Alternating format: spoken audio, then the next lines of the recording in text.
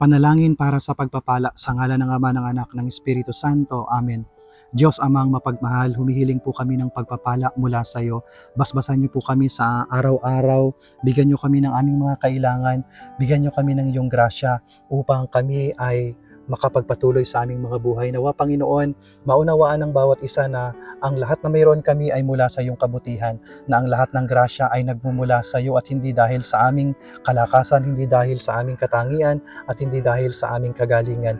Ito ay mula sa iyong kabutihan. Nawa Panginoon, ay patuloy mo kaming bigyan ng iyong grasya upang kami ay maging isang tunay na alagad mo. Hinihiling namin, Panginoon, na ipatong mo ang iyong mapagpalang kamay sa bawat isa at patuloy mo kaming bigyan ng lakas, patuloy mo kaming bigyan ng talino, patuloy mo kaming bigyan ng iyong awa.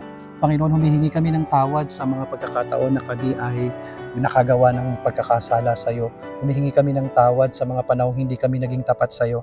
Panginoon, humihingi kami ng tawad sa aming mga pagkukulang, sa aming mga kahinaan. Nawa Panginoon, patuloy niyo kaming pagpalain, patuloy niyo kaming samahan at ingatan. Ganon din naman, Panginoon, ang aming pamilya. Inilalapit namin sila sa inyo.